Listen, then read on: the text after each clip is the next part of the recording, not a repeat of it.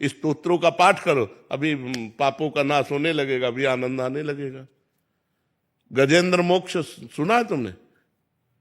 गजेंद्र मोक्ष का पाठ करो, देखो कौन सा संकट जिसको तुम मिटा नहीं सकते। गजेंद्र मोक्ष है एक भागवत में, आप उसका पाठ करके देखो, हर संकट की निवृत्ति उससे हो जाएगी। पर यह है, इस बात को समझना होगा कि आपका संकट है 500 ग्राम और पाठ हुआ अभी 50 ग्राम, तो 450 ग्राम अभी बकाया है। जब हम इतना पाठ कर लेंगे कि 500 के ऊपर चलेंगे, तब हमारा मंगल शुरू हो जाएगा। मधुसूदन अग्रवाल जी। राधे राधे राधे महाराज जी। महाराज जी, परम धर्म क्या है? धर्म की परिभाषा तो परहित सरिस धर्म नहीं भाई और पर पीड़ा सम नहीं अधिमाई, इसे देखकर तो समझ आता है महाराज जी, और अपने जीवन में उतारने का प्रयास कर रहा हूं, पर परम धर्म सावै पुंसाम परो धर्मो यतो भक्ति अधोक्षजे, वही परम धर्म है जिससे अधोक्षज भगवान श्री कृष्ण के चरणों में प्रेम हो जाए। हमारा परोपकार करना, हमारा तीर्थ अवगाहन करना, हमारा नाम जप करना, हमारा भगवत लीला कथा सुनना, ये सब सार्थक तभी है जब भगवान से प्रेम हो जाए। एक क्षण के लिए भी भगवत विस्मरण ना हो और हृदय में व्याकुलता पैदा हो जाए कि मैं जन्म मरण के चक्र से मुक्त होकर भगवान के नित्य धाम में, उनकी नित्य सेवा में जाऊं। ये जो हम लोक धर्म का पालन करते हैं, इसका फल है परम धर्म की प्राप्ति। धर्मम भजस्व सततम त्यज लोक धर्मान, सेवन सदा साधु पुरुषन जहि काम तृष्णाम, अन्यस्य दोष गुण चिंतन मास त्यक्त्वा, सेवा कथा रसमहो नितराम पिबत्वम। बोले धर्मम भजस्व सततम, सतत धर्म का ही सेवन करना चाहिए, धर्म से ही चलना चाहिए, धर्म का पालन करना चाहिए, धर्म का ही भजन करना चाहिए, अर्थात धर्म का सेवन करना चाहिए। बोले किस धर्म का? बोले त्यज लोक धर्मान, लोक धर्मों का त्याग करके भागवत धर्म का। सर्वधर्मान परित्यज्य मामेकम शरणम ब्रज, लोक धर्म का त्याग करके भागवत धर्म का पालन करना। बोले ये कैसे प्राप्त होगा? तो बोले सदा साधु पुरुषों का सेवन करे तो भागवत धर्म का अंदर प्रादुर्भाव हो जाएगा। सेवन सदा साधु पुरुषन। अब साधु पुरुषों का संग कैसे करना है? तो बोले जहि काम तृष्णाम अन्यस्य दोष गुण चिंतन मासु त्यक्त्वा, दूसरे के गुण दोष का चिंतन त्याग दे, और कामना, सुने हुए भोगों के भोगने की इच्छा का नाम कामना, और तृष्णा, भोगे हुए भोगों को भोगने की इच्छा का नाम तृष्णा। कामना और तृष्णा का त्याग कर दे तो संत पुरुषों के संग का रंग आ जाएगा। यदि हम दूसरों के दोष गुण चिंतन करना त्याग दे और कामना और तृष्णा का त्याग करके संत सेवन करें, तो हमारे हृदय में बहुत जल्दी भागवत धर्म का प्रादुर्भाव हो जाए। अन्यस्य दोष गुण चिंतन मास मुक्त्वा, सेवा कथा रसम हो नितराम पिबत्वम। तो बोले अब कामना और तृष्णा का त्याग कैसे हो? दूसरों के गुण दोषों का चिंतन त्याग कैसे हो? बोले रात दिन भगवान का चिंतन करो, भगवान की सेवा करो, भगवान के कथा रस का पान करो, भगवान की लीला का गायन, लीला का श्रवण, लीला का चिंतन, किसी व्यक्ति के गुण अवगुण का चिंतन न करो। तात सुनो मायाकृत गुण और दोष अनेक, गुणया उभय न देखी, देखी सो अविवेक। इसलिए अविवेक का त्याग करके किसी के गुण दोष का चिंतन न करते हुए सेवा कथा रसम हो नितराम पिबत्वम, भगवान की लीला कथा रस का पान करो, उसी का चिंतन करो, संत महापुरुषों का संग करो, कामना तृष्णा का त्याग करो, तो तुम्हारे हृदय में परम धर्म का प्रादुर्भाव। वही पुंसाम परो धर्मो यतो भक्ति अधोक्षजे, परम धर्म वही है जिसमें भगवान श्री कृष्ण के चरणों में प्रेम हो जाए। सीमा सिंह जी। राधे राधे महाराज जी। महाराज जी, प्राणी मात्र से प्रेम करना और संसार को वमन की तरह त्यागना, ये दोनों एक साथ कैसे संभव? प्राणी मात्र से प्रेम नहीं करना, प्राणी मात्र में भगवत भाव करके प्रेम करना है। तो हमारा जो राग है, जो मोह है, वो नष्ट हो जाएगा। हमारी दुर्गति होती राग और मोह से। मोह सकल व्याधिन कर मूला, मोह मूल बहु शूल प्रद, यही तो हमारी दुर्गति का कारण है। समस्त प्राणियों में भगवत भाव करके, जड़ चेतन जग जीव जत सकल राम में जानी, अब कोई फंसाव नहीं। और भोगों का त्याग वमन के लिए, ये प्राणी से संबंध नहीं रखता, ये वस्तु से संबंध रखता है। किसी भी वस्तु के भोगने की इच्छा या किसी शरीर के भोगने की इच्छा उसके अंदर नहीं रह जाती। जो भगवान के आनंद में, भगवदानंद में जब एक बार मन लग जाता है तो फिर इन भोगों का रमा विलास राम अनुरागी तजत बमन जिम जन बड़भागी। वो बड़भागी जन जो भगवान के जन हो चुके हैं, भगवान के निरंतर चिंतन में लगे हैं, उनको इतना भगवदानंद मिलता है कि ये विषय भोग ऐसे छूट जाते हैं जैसे बमन की तरफ कोई देखना नहीं चाहता, ऐसे वो भोगों की तरफ देखना भी नहीं चाहेगा। भोगने की तो बात जाने दो। तो प्राणी संबंध और भोग संबंध, ये दोनों डिपार्टमेंट अलग अलग हैं। हमारी दृष्टि सर्वत्र भगवत भाव से हो तो हम समस्त प्राणियों में भगवान का चिंतन करते हुए, भगवान का दर्शन करते हुए व्यवहार करेंगे, कभी फंसेंगे नहीं। हम फंसते हैं व्यक्ति वस्तु स्थान के चिंतन से। भगवत चिंतन मुक्त करता है, फंसाता नहीं है। और भजन का फल होगा जब आपके अंदर भगवदानंद आएगा, तब विषय बमन की तरह त्याग होगा। तो इस बात को आप समझें, वो दो बातें हो गई, एक बात नहीं है। फारूक कबीर जी। महाराज जी, मनुष्य का ऐसा कौन सा कर्म या चरित्र गुण है जिससे परमात्मा सबसे ज्यादा प्रसन्न हो? ऐसा कोई कार्य जो एक मनुष्य दूसरे मनुष्य के लिए करे जिससे भगवान राजी हो जाए? बस इसी से। उस कार्य का कोई नाम नहीं है। किसी का एक्सीडेंट हो गया, आप जैसे अपने भाई का एक्सीडेंट हुआ तो कैसा लगेगा, अपने पुत्र का हुआ तो कैसा, हम तुरंत उसमें इन्वॉल्व हो, तुरंत हम उसमें। कोई भूखा है, हम अपने हिस्से का भोजन दे दें। कोई सर्दी से कांप रहा है, हम अपना वस्त्र उतार के दे दें। कोई बीमार है, आज हम मनोरंजन में पैसे नहीं खर्चा करेंगे, आज हम बीमार को दे देंगे। परोपकार, ये भगवान को बहुत पसंद है। सबसे ज्यादा पसंद भगवान की बात है कि परोपकार करना। जटायु जी से कह रहे हैं, ये हमारी कृपा से तुम्हें सदगति नहीं प्राप्त हो रही, ये तुम्हारे कर्म से प्राप्त हो रही।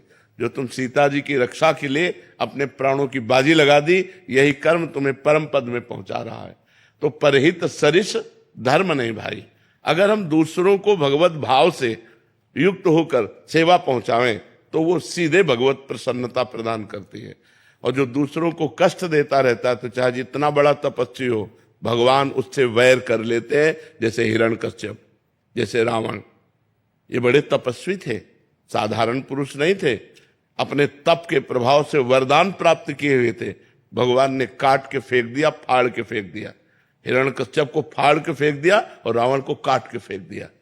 तो जो दूसरों को दुख पहुंचाता है, चाहे जितना बड़ा तपस्वी, बलवान, विद्वान, चाहे जितनी आराधना करता हो, उसका परिणाम विनाश ही होगा। और जो दूसरों को सुख पहुंचाता है, चाहे छोटी छोटी बात से ही हम बहुत मृदु बोले। हमारे पास जो धन है वो वाणी है, वो तन है, वो मन है और जो वस्तुएं हैं, तो हम पहला सबसे ज्यादा मृदु वाणी बोले, किसी को दुख ना पहुंचे। दूसरा, हम तन से वही कार्य करें जिससे दूसरे को आनंद मिले, दूसरे को सुख पहुंचे। हम मन से वही संकल्प करें जिससे दूसरों को लाभ मिले। दूसरों, खुद को ठगा लो और दूसरों को, तो आपको परम लाभ मिलेगा। दूसरों को सुख मिला आपको ठग के, तो आपको जो देगा मालिक, तो इन ठगने वालों से कोई फर्क नहीं पड़ता। इसलिए तन, मन, धन, वचन, इनके द्वारा हमारा उद्देश्य बन जाए कि किसी भी प्राणी को कष्ट नहीं देंगे, बस भगवान प्रसन्न हो गए। अब देखो कैसे कैसे लोग निर्दयी होते जाते हैं। पराई बहन बेटियों के साथ दुर्व्यवहार करके काट देना, मार देना, यहाँ पशुओं को भून भून कर खाना, काटना, उबाल। अब ये सब दुर्गति होने वाली है इन लोगों की। ये जितने ऐसे आचरण करते हैं, ये सब यहाँ जलेंगे और नरक में जलेंगे, तब जाके पवित्र होंगे। फिर पशु पक्षी भूत प्रेत की योनियां प्राप्त होंगी। इसलिए मनुष्य योनि जो मिली है वो परोपकार करने के लिए मिली है। परहित सरिस धर्म नहीं भाई। दूसरों को सुख पहुंचाओ, इससे बड़ा कोई धर्म नहीं है। यही भगवत भाव से, इसी से भगवान प्रसन्न हो जाते हैं। हरीश कुमार अग्रवाल जी। राधे राधे महाराज जी। महाराज जी, वर्तमान में मैं समस्त पारिवारिक उत्तरदायित्वों से निवृत्त हो चुका हूँ। विगत 1 वर्ष से आपकी एकांतिक वार्तालाप का श्रवण कर रहा हूँ। मेरी माता एक संत सेवी, भगवत भक्त एवं जीवन व्यतीत करने वाली और साधना में रत थी। मुझे स्वामी श्री राम सुखदास जी महाराज जी और पूज्य नारायण दास जी भक्सर वाले मामा जी के दिव्य संस्कार विरासत में प्राप्त हुए। अब मैं भगवत प्राप्ति की दिशा में गंभीर प्रयास कर रहा हूं, किंतु सामाजिक तथा पारिवारिक वातावरण बारंबार मेरे मन को विक्षिप्त कर रहा है एवं साधना में विघ्न उत्पन्न कर रहा है। इसीलिए बरबस राज सुतहि नृपदीना और हरि हित आप गवन बन कीना। जब श्रवण समीप भये श्रुत केसा मनो जरठ पर अस उपदेशा। कान के समीप के बाल सफेद होकर मानो कान में कह रहे हैं कि अब तुम्हारी वृद्धावस्था आ रही है और आगे इसके जो आने वाली उसका नाम मृत्यु अवस्था है। अब उपाय कर लेना चाहिए भगवत प्राप्ति का। तो हर हित आप गवन बन की। भगवान के लिए हमें एकांत सेवन करना चाहिए। परिवार के मोह से निवृत्त होकर अपने कर्तव्य का पालन कर चुके हैं। अब आप लोग खाओ पियो आनंद लो।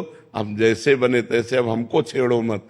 घर में ही सही पर एकांत वनवासी की तरह सेवन करें और जथा लाभ संतोष सदा काहू सो कछु न चाहूंगो। अगर दिन में एक बार भी भोजन मिल जाए तो पेट पालन करे, किसी की निंदा न करे, कोई झगड़ा न करे, बच्चों पर अपना अधिकार न जनावे। जो हमें भिक्षा की तरह मिल जाए उसे खाएं और रात दिन भजन करें तो घर में रहते हुए भी वो सन्यासी को जो गति प्राप्त होती वही गति प्राप्त हो सकती। अब आज का समय बाहर भागने का नहीं रह गया है।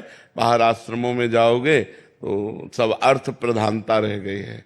वो बहुत कलयुग का प्रभाव बढ़ता चला जा रहा है और अर्थ की आवश्यकताएं इतनी बढ़ गई। हमें तो लगता है चुपचाप अपने घर में एक कमरा आश्रम मान लो और वहीं सन्यास का भाव करके भजन करके मुक्त हो जाओ, ये बहुत बढ़िया है। जीवन भर जो कमाया है उसी की 2 रोटी खाकर भजन करो, भगवान को प्राप्त हो जाओ। दूसरे की हलवा पूड़ी का चिंतन मत करो, नहीं तो जो भजन हो रहा है वो भी बंद हो जाएगा। मोहन जी। राधे राधे। राधे राधे महाराज जी।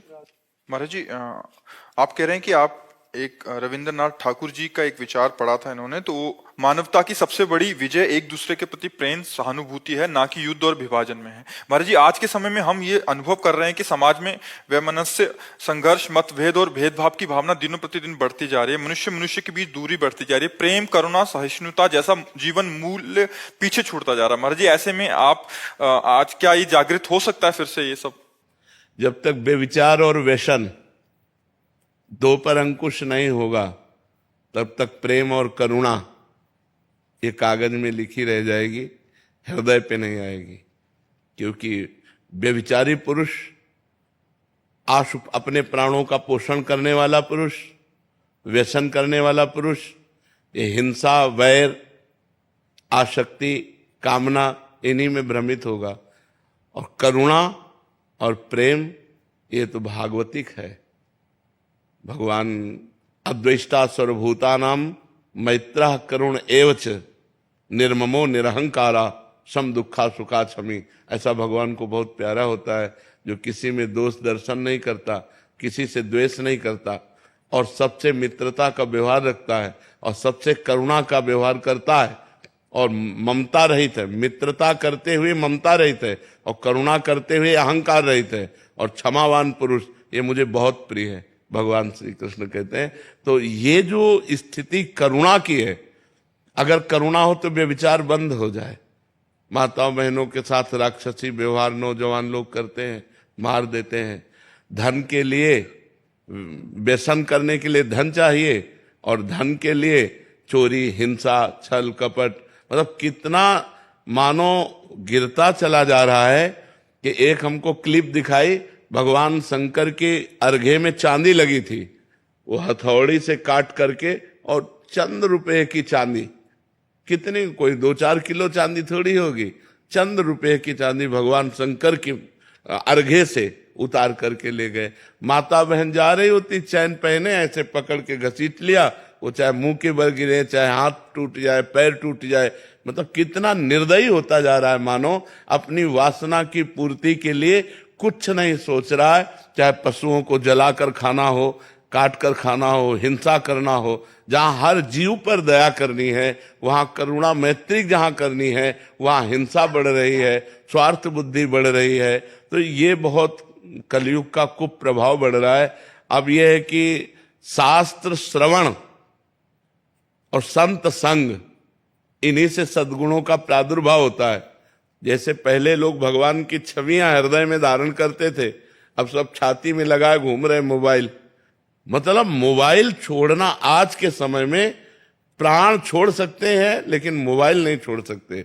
अब मोबाइल में जो लगा हुआ है, बड़ी रीलें हैं, बड़े सीरियल हैं, बड़ी चीजें हैं, तो उसी में मन लगा तो शास्त्र श्रवण तो हो नहीं सकता कि बैठकर हम गीता जी का अध्ययन करें, मनन करें, भागवत जी का अध्ययन मनन करें, वेदांत शास्त्रों का, स्मृतियों का, हम धर्म ग्रंथों का। ऐसा तो समय नहीं रह गया।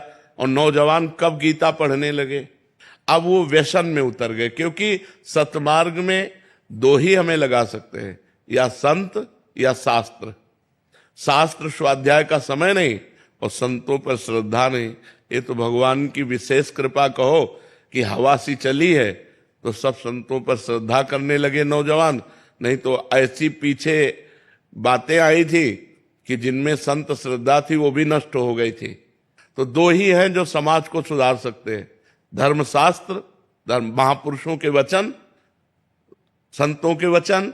अगर हम संत वचन सुने, संत वाणी सुने, शास्त्रों का स्वाध्याय करें तो आज हम फिर सुधर सकते हैं। अगर ये नहीं तो सुधरने की कोई चांस नहीं है और अंततोगत्वा अपना ही विनाश करना पड़ेगा। जब आप धर्म से विरुद्ध चलोगे, पापाचरण करोगे, तो तुम्हारा मन ही तुम्हें करने के लिए प्रेरित कर देगा। अपने आप अपने हाथ से अपने को मारोगे यदि गलत आचरण करोगे, तो यही मन तुम्हें ऐसा प्रेरित कर देगा कि तुम अपना नाश स्वयं कर लोगे। इसलिए भाई, करुणा और मैत्री भागवतिक शब्द हैं। जब तक हम दूसरों के प्रति दया का भाव नहीं लाएंगे, करुणा का भाव नहीं लाएंगे, सबसे मैत्री नहीं करेंगे, तो हमारा मनुष्य जीवन मनुष्य। अब आप सोचो, पति पत्नी में मैत्री भाव नहीं है। जहां अर्धांगिनी कहा गया वहां मैत्री भाव नहीं। तो ऐसा समय चल गया कि पत्नी पत्नी में, भाई भाई में, माता पुत्र पिता में जो पवित्र संबंध है उनमें भय का समावेश हो गया। अपनी माँ को पुत्र मार डाल रहा है, माँ अपने पुत्र को मार डाल रही है। मतलब बड़ा विचित्र समय आ रहा है। जब ये घटनाएं सुनो तो लगता है, शास्त्र में लिखा है कुपुत्रो जायेत क्वचिदपि कुमाता न भवति। तो आज जो हमारा मानसिक स्तर है वो राक्षसी भाव को प्राप्त होता जा रहा है। जहां दैवी संपदा आनी चाहिए, सात्विक भाव आने चाहिए, भगवत भाव आने चाहिए, वहां राक्षसी भाव बढ़ रहे हैं। यदि हम नाम जप करें, संतों की वाणी सुने, शास्त्र स्वाध्याय करें, तो हमारा सुधार हो सकता है। सचिन जी ग्वालियर से। जय जय श्री राधे राधे महाराज जी। महाराज जी, आपकी वाणी से सुना था कि स्वप्न में भगवान के दर्शन के अलावा सब मिथ्या है। तो महाराज जी, स्वप्न में किसी की निंदा करना, किसी पर क्रोध करना, फिर जब उठते हैं तो महाराज जी हृदय में बहुत जलन होती है। नहीं, स्वप्न तो झूठा होता है, उसमें क्या, कोई जलन नहीं होना। संस्कार के वशीभूत है मन। उस समय मन, देखो कोई कोई स्वप्न बिल्कुल ऊट पटांग आता है जिसका कोई मतलब नहीं है, बिल्कुल गलत आता है। तो ये स्वप्न का कोई ऐसा नहीं कि आज हमने स्वप्न देखा ऐसा हो, उसके विषय में चिंतन करके हम हर्षित या शोकित हो। बिल्कुल वो झूठा है, उसमें कुछ नहीं है, वो मन की केवल कल्पना मात्र है। स्वप्न एकदम झूठा होता है। क्या हमारे प्रारब्ध को भी भुगवाया जाता है कभी कभी स्वप्न में? स्वप्न में ऐसे प्रारब्ध को भुगवाया जाता है जो अनजाने में पाप बन गया। जैसे हम अचानक ऐसे देखते हुए जा रहे, हमारा पैर मेढक पे पड़ गया, किसी जीव पे पड़ गया, वो मर गया। तो अब आपकी इच्छा तो नहीं थी और अचानक कोई घटना घट गई, कोई जीव मर गया, तो वो स्वप्न में आपको पीड़ा दी जाएगी, उस स्वप्न में आपको काटा जाएगा, स्वप्न में आपको पीटा जाएगा, स्वप्न में आपको दंड दिया जाएगा। तो आप वैसे भयभीत हुए और जब जागे तो कहीं कुछ नहीं। तो वो अनजाने के पाप को उसमें भुगाया जाता है स्वप्न में। और कभी कभी स्वप्न बिल्कुल व्यर्थ होता है, उसका कोई ताल्लुक नहीं होता, किसी से संबंध नहीं होता, ऐसे व्यर्थ होता है। व्यर्थ की कल्पना, जैसे हम बैठे बैठे सोचते रहते हैं ना, वैसे ही वो कल्पना है स्वप्न, कोई सत्य विषय नहीं है स्वप्न।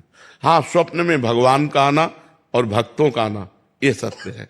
जैसे हमारी कल्पनाएं चलती रहती, सब असत्य है, लेकिन उसी में भगवान की प्रति कल्पना करना, किसी संत की बात का चिंतन करना, वो सत्य है। ऐसे स्वप्न में संतों का दर्शन होना, भगवान का दर्शन होना, ये अच्छा मंगलमय सूचक है। और बहुत ही करुणा है भगवान की जो स्वप्न में आके दर्शन दे दें। केदारनाथ गुप्ता जी फरीदाबाद से।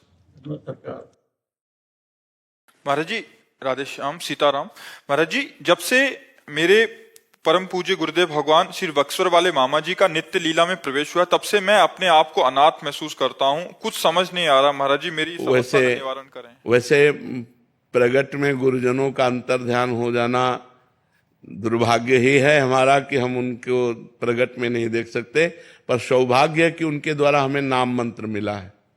गुरु का स्वरूप जो नाम है, जो मंत्र है, वही है। ये जो रूप है ये तो नाशवान है, लेकिन गुरु के द्वारा जो नाम मंत्र मिला है, हम उसी को गुरु का स्वरूप मानकर निरंतर सुमिरन करें तो जहां गुरुदेव हैं वहीं हम पहुंच जाएंगे। बड़ा दुलार मिला है हमको भी। हाँ, वो प्रगट का सुख तो एक सीमा में है, प्रगट का सुख एक समय की सीमा में है। जैसे आज आप बैठे जो आनंद ले रहे हैं, हो सकता है कि कल ना मिले। ये जो शरीर है ये नाशवान है, अब कब कहाँ कैसे क्या लीला बन जाए। तो प्रगट में तो जो आनंद मिलता है संतों से, वो तो जब अंतर ध्यान हो जाते हैं तब वो आनंद तो नहीं रहता, पर आनंद की डोर पकड़ा जाते हो। उनके जो वचन है अगर हम मान लें तो हमें परमानंद की प्राप्ति हो जाए। जो आनंद सिंधु भगवान है वही गुरुदेव हैं, और उन्हीं की प्राप्ति के लिए जो हमें नाम मंत्र मिला है, यदि हम उसका निरंतर चिंतन करें तो हमें गुरुदेव के प्रगट आभाव का जो अनुभव होता है ये हट जाएगा। नाम मंत्र ही गुरुदेव का साक्षात स्वरूप है, और प्रगट शरीर तो नाशवान है, किसी भी संत का हो वो आज नहीं तो कल नष्ट होना ही है, पक्का समझ लीजिए। तो खूब नाम मंत्र जप करो, और जैसे देखा था वही भाव वही दुलार बार बार उनके सोचो तो आपको सुख मिलेगा कि हमारे गुरुदेव हमको ऐसे प्यार करते थे, ऐसे बुलाते थे, हमारे गुरुदेव ऐसे बैठते थे। ध्यान मूलम गुरु मूर्ति, पूजा मूलम गुरु पदम, मंत्र मूलम गुरु वाक्यम, और मोक्ष मूलम गुरु कृपा। अनघा जी, राधे राधे महाराज जी। महाराज जी, मैं जब भी कुछ करती हूँ, कोई भी काम करती हूँ, तो हमेशा मन में शंका रहती है, मैं सही कर रही हूँ या गलत। मेरे आत्मविश्वास में कमी लगती है महाराज जी, इतना ज्यादा हो जाता है कि अगर मैं नाम जब भी करूँ तो शंका रहती है कि मैं पूरे भाव से कर रही हूँ या नहीं। महाराज जी, इसका समाधान आप बता। तो भाव हो या ना हो, नाम जप में संशय मत करो। भाव कुभाव अनखालसहु, नाम जपत मंगल दिश दसहु। यदि नाम जप करोगी तो ये संशय भी नष्ट हो जाएगा। भगवान के नाम में अपार सामर्थ्य है, आप खूब नाम जप करो। और नाम जब मन ऐसा कहे कि ये श्रद्धा से नहीं हो रहा, ये भाव से नहीं हो रहा, तो फल तो बराबर मिलेगा। हम श्रद्धा से जहर खाएं या श्रद्धा से खाएं, मर तो जाएंगे ही ना। हम प्यार से अग्नि को छुए या जबरदस्ती छुआ दिया जाए, वो जला तो देगी ना। जिसका जो प्रभाव है वो अपना करके ही रहता है, तो नाम का प्रभाव क्यों नहीं करेगा? वो तो सच्चिदानंदमय है। भाव कुभाव अनखालसहु, नाम जपत मंगल दिश दसहु। राघव जी, श्री हरिवंश महाराज जी। महाराज जी, नित्य श्री रामचरित मानस जी एवं श्री विनय पत्रिका जी का लयबद्ध विधि से गायन की क्या महिमा महाराज जी? आपका तो जीवन ही रहा है महाराज जी पूर्व में। भगवान के आनंद में डूबना। जब हम ऐसे गायन करते हैं तो बहुत समय बाद उसका प्रभाव होगा, लेकिन जब हम राग से गायन करते हैं, संगीत के साथ गायन करते हैं, तो उसका तत्काल लाभ मिलता है कि हम झूमने लगते हैं, हमारा मन उसी में लगने लगता है, आनंदित होने लगता है। और गाते गाते जब हृदय पवित्र हो जाएगा तो सामने रूप दिखाई देता है। जो हम लीला गा रहे हैं वही लीला का चिंतन होने लगता है, फिर वो भगवान के प्रेम में मतवाला हो जाता है। लीला गायन का सीधा फल है मोह का नाश होकर भगवान की प्राप्ति होना। खूब भगवान की लीला का गायन करें। हमें तो ऐसा सौभाग्य मिला है कि सुबह 4 बजे बैठ गए और दिन के 2 बजे उठे। बालकांड, अयोध्या कांड, 2-2 कांड एक पूरे करके तब फिर लघु शंका के लिए उठे। अब नई अवस्था थी ना, तो खूब भगवान ने आनंद दिया है। खूब गायत्री जी का पुरस्चरण और सब अनुष्ठान सब खूब। अब पूरा जीवन हो गया। अब 13 वर्ष की अवस्था से लगे अब 55-56 वर्ष की अवस्था होने जा रही है। अब आज सुविधा हुई है, आज लोगों का सानिध्य मिला है। नहीं, हमने जीवन में कभी 2 आदमी खड़े होकर बात नहीं की। गंगा का किनारा, एकांत सेवन, अपने काम से मतलब। आज तक हमारा कोई दोस्त नहीं है पूरी सृष्टि में। जब दोस्त नहीं तो दुश्मन की क्या बात है। आज तक कोई दोस्त नहीं किसी से। सबको भगवान का स्वरूप मानना, सबसे प्यार करना, लेकिन प्यार केवल भगवान से करना, भगवत भाव से करना। तो एकांत सेवन करके यदि हम लीला गायन करें, एक होता है जैसे हम लीला गायन कर रहे हैं और लोग बैठे हैं, तो हमारी भावना लोगों को रिझाने के लिए, वो एक अलग लीला गायन हो गया। और एक हो गया हम एकांत में बैठकर लीला गायन कर रहे हैं, रोना आ गया, अब लीला गायन सार्थक हो गया। गदगद मम गुण गावत पुलक शरीरा और गदगद कंठ नयन बहानीरा। भगवान का लीला गायन करते हुए रोमांच हुआ, आंसू निकलने लगे, अब आगे गाया नहीं जा रहा और वो रुक गया। भगवान की रूप माधुरी छा, ये है फल, ये है लीला गायन का फल। जीव को जो सुख चाहिए वो संसार में नहीं है, इसीलिए चाहे जितना रुपया इकट्ठा कर लो, चाहे जितना भोग भोग लो, आप असंतुष्ट ही रहोगे। और संतोष तब मिलेगा जब भगवान का भजन होने लगेगा, भगवान का लीला गायन करोगे, भगवान के भाव से दूसरों को सुख पहुंचाओगे। देखो हृदय, एक दिन अच्छा भोजन बनाकर आप पाओ और एक दिन वही अपने हिस्से का भोजन किसी भूखे को पवा दो, फिर देखो आपको कैसा लगता है। हृदय में जो एक शीतलता होगी, वो चाहे जितना अच्छा भोजन पालो आप, कभी नहीं होगी। जब दूसरों को पवाओगे तो वो जो शीतलता होगी वो भागवतिक होती है, वो अमोघ होती। चाहे जितना बढ़िया साल ओढ़ लो, वो सुख नहीं मिलेगा। जब कोई गरीब कांप रहा हो और उसको अपना साल उड़ा दो, फिर देखो आपको कैसा लगता है। फिर एक हृदय में उमंग आएगी। फिर भगवान से रंतिदेव जी कहते हैं कि मुझे इतनी सामर्थ्य दो कि विश्व में कोई दुखी ही ना हो, सबका दुख मैं भोग लूं। ये सबका दुख मैं भोग लूं, विश्व में किसी को दुख ना हो, ऐसी भावना करते ही हृदय आनंद में भर जाता है। और आज क्या है कि सब चाहे दुखी हो, मैं सुखी हो जाऊं, ये आसुरी भाव है। इसी आसुरी भाव से समाज दुखी हो रहा है। कौस्तुभ अग्रवाल जी, फर्रुखाबाद से। राधे राधे महाराज जी। महाराज जी, श्री जी की कृपा से मैं नाम जप करने का निरंतर प्रयत्न कर रहा हूँ, लेकिन महाराज जी जिस दिन भजन अधिक बन जाता है मन में अहंकार सा आ जाता है, लेकिन जिस दिन भजन कम होता है उस दिन ग्लानि क्यों नहीं होती? आज रह गया। हाँ, ये कमी है, ये कमी है। अहंकार तो आना नहीं चाहिए, कृपा में आंसू आने चाहिए कि आज भगवान की विशेष कृपा हुई कि हमसे अच्छा भजन हो गया, क्योंकि भगवान की कृपा से भजन होता है। और जिस दिन भजन न हो तद विस्मरणेन परम व्याकुलतेति, हमें व्याकुलता होनी चाहिए। धिक्कार है हमारे मन बुद्धि को जो आज भगवान के भजन में कमी की, ऐसी ग्लानि होनी चाहिए। आज कर लिया, आज रह गया, कल कर लेंगे। नहीं, कल किसने देखा है, कल आए कि ना आए। आज करे सो, जो अभी कहा, काल करे सो आज कर, आज करे सो अब, पल में परलय होएगी, बहुरी करोगे कब। इसलिए ऐसा ना टालो, भजन को मत टालो, गंदी बातों को टालो। जैसे गंदी बात के लिए मन कह रहा है तो फिर देखेंगे, अच्छी बात के लिए अभी तत्पर हो जाओ। ये मन महाराज जी पाप पुण्यों के जाल में फंसा रहता है, इसके ऊपर कैसे? नाम जप, यही तो है। नाम जप ही तो निर्मल करता है। निर्मल मन जन सो मोहि पावा, मोहि कपट छल छिद्र न भावा। तो निर्मल मन भगवान का भजन करता है। जितना भजन करोगे उतने मन निर्मल होता चला जाएगा। भगवान का नाम वो साबुन है जो मन को निर्मल करता है, इसलिए खूब नाम जप करो। पुण्य और पाप पुनर्जन्म का जो संस्कृति है और इस जन्म में लोगों के बीच में पुण्य कमाया है, वो साथ साथ चलते हैं या अलग अलग चलते हैं या साथ साथ चलते हैं? नहीं, आप इसका क्रम समझिए। एक गोदाम है जिसे संचित कर्म कहते हैं। संचित कर्म माने अनेक जन्मों के कर्मों का जहां संचय है, उसे संचित कर्म समझ रहे ना। अनेक जन्मों के कर्मों का जो एक संचय है, गोदाम है, उसे संचित कर्म कहते हैं। उन संचित कर्म से जब शरीर रचना होती है तो मनुष्य शरीर की रचना पाप और पुण्य दो से होती है। देव शरीर की रचना पुण्य से होती है। जो यातना देह है नरक में जो मिलता है वो केवल पाप से मिलता है। मनुष्य देह की रचना इस मनुष्य लोक में पाप और पुण्य से होती है। तो वो संचित कर्म से पाप पुण्य निकाले गए जो हमारी गोदाम में जमा है। उनसे अनेक जन्मों से वो भगवान का जोड़ है, उसको जोड़ करके निकाला और मनुष्य शरीर में जन्म से लेकर मरण तक का विधान रच दिया गया। समझ रहे ना, जन्म से मरण तक का विधान रच दिया गया, उसे कहते हैं प्रारब्ध। अब जो हम कर्म कर रहे हैं इसे क्रिमाण कहते हैं। ये अभी साथ नहीं देंगे हमें। हम खूब पुण्य कर रहे हैं, खूब दान कर रहे हैं, खूब भजन कर रहे हैं, लेकिन प्रारब्ध भोग आ गया है पाप का, तो आपको दुख भोगना पड़ेगा।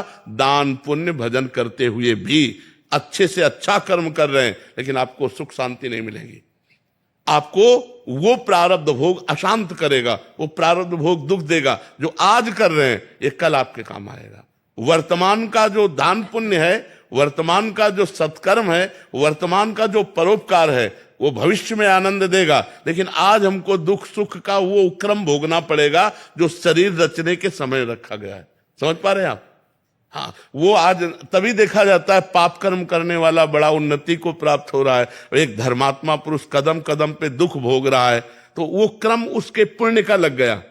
जो पाप कर्म वर्तमान में कर रहा है और पूर्व का पुण्य संयोग, तो उन्नति को प्राप्त होता चला जा रहा है। एक पुण्य कर्म कर रहा है लेकिन उसका पाप संयोग बन गया, वो दुख पर दुख भोगता चला जा रहा है। इसी क्रम को न समझने के कारण लोग कहने लगते हैं कि जो धर्म में चलते हैं वो दुख भोगते हैं, और जो पाप कर्म करते हैं वो घूस लेते हैं, बेईमानी करते हैं, वो बड़े अच्छे से। ऐसा नहीं है, ऐसा नहीं है।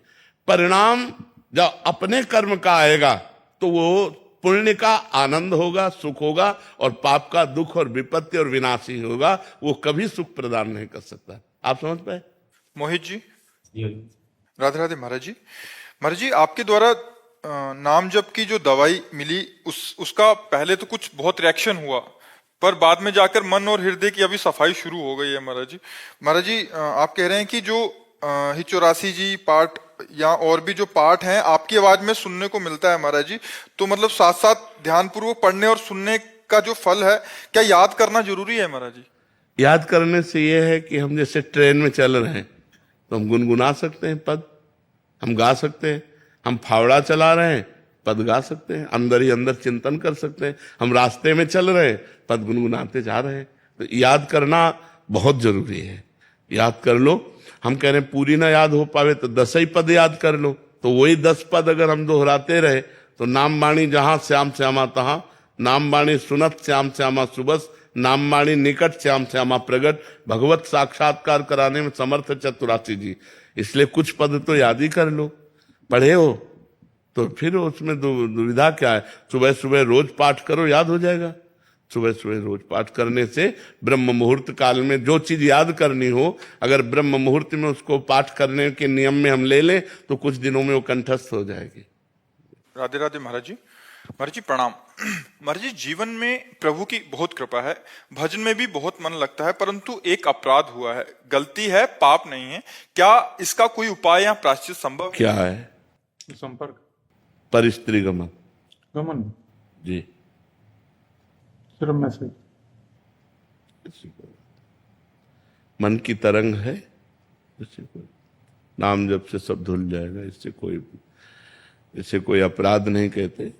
मन की तरंग है, नहीं संभाल पाए, वो कुभाव अंदर प्रकट हो गया, सद्भाव हट गया, कुभाव प्रकट हो गया, पर क्रिया ना हो पाना।